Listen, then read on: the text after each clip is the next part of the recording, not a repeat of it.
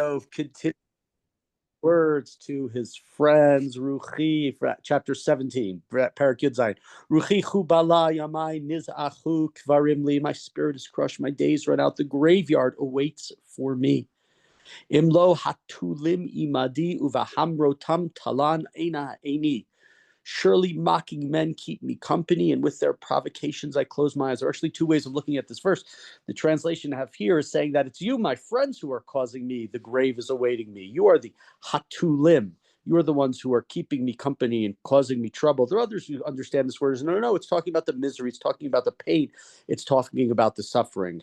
And really, probably both interpretations are correct in our piece of it. The suffering makes him want the grave, sees the grave as coming through the suffering, the lack of children anymore, the lack of any wealth and prosperity, and the boils and the sicknesses, as well as the friends, as well as the lack of company. So different commentaries, but both of them sort of make a lot of sense in terms of understanding that verse.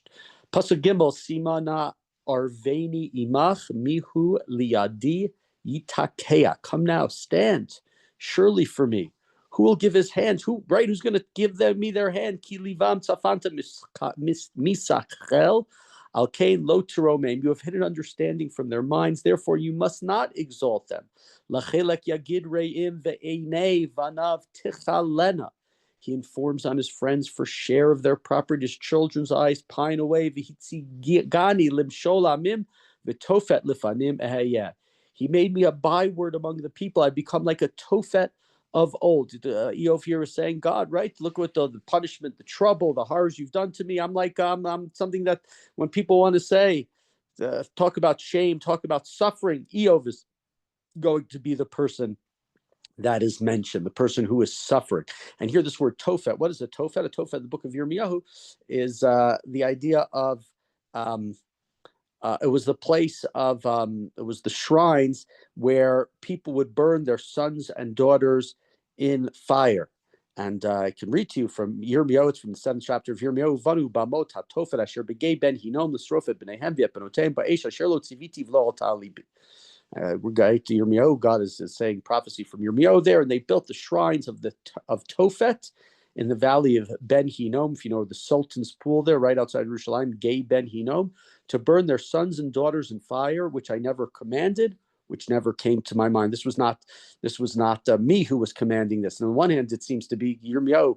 His children are all dead. His children have all been sacrificed. His children have all been killed by God. So in a sense, he feels like that Tophet. He feels like that person who is there with his children killed. But more so, I think it's more biting to understand this verse that God has sacrificed Yirmiyahu in the way that the parents who sacrificed their children to Tophet back then, Yirmiyahu has been given over as a sacrifice and just waiting for the grave until the end comes for him in that way.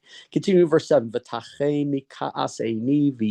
Tsurai Kitzel Kula, my eyes fail from vexation, from the suffering. All shapes seem to me like shadows. My eyes are atrophy. I'm getting old. The grave is near. Yasimu Yisharim Alzot V'Nakiel Chanef Yit Orar. The upright are amazed at this. The pure are aroused against the impious. V'yochat Sadik Darko Utahar Yadayim Yosif Ometz. The righteous man holds to his way. The one whose hands are clean grows stronger, right? So this is he understands that that's who he is. He knows that he's the clean one. He knows that he should be growing stronger. Ulam kulam tashuvu vona, but all of you come back now. Velo emseh bachem chacham. I shall not find a wise man among you. Yamai avru zimotai nitku morashe livavi. My days are done. My tendons are severed, the strings of my heart, laila layom yasimu. They say that night is day, or karov mipnei choshech, that light is here in the face of darkness, right? That's what you're saying to me. Light, look to the light, return to God, everything's going to be fine.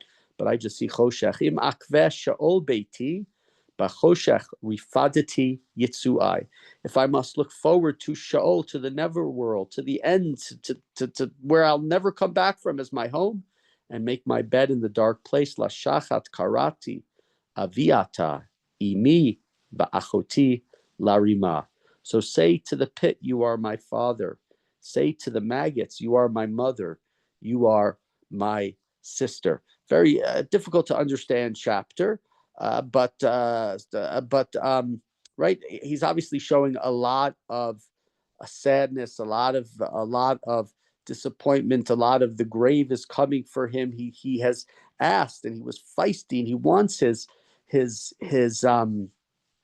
date and court date with God, but he knows he's not going to get it. And he's asked if somebody else could represent him. And if you remember the last chapter, don't let my blood be covered over. Don't let these terrible things that happened to me be forgotten.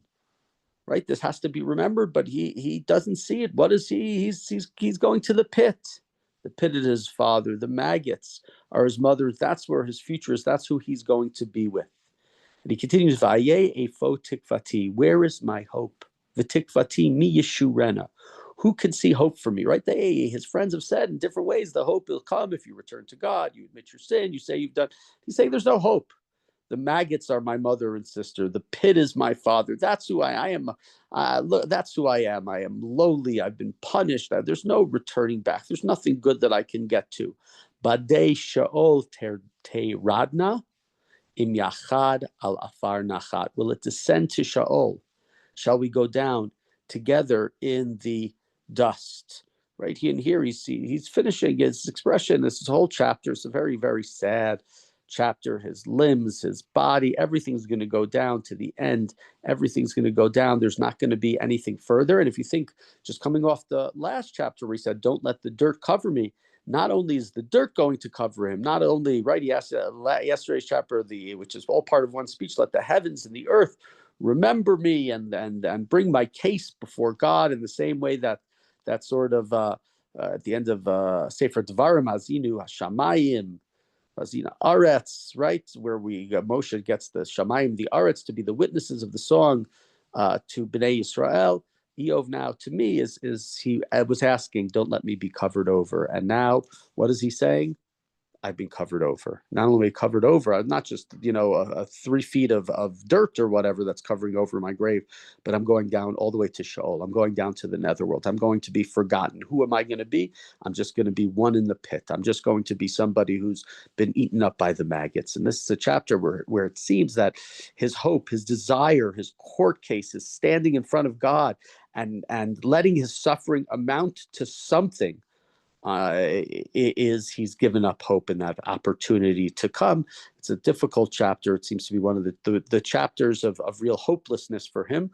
We'll see. His friends will get him excited again. There'll be much more he has to say.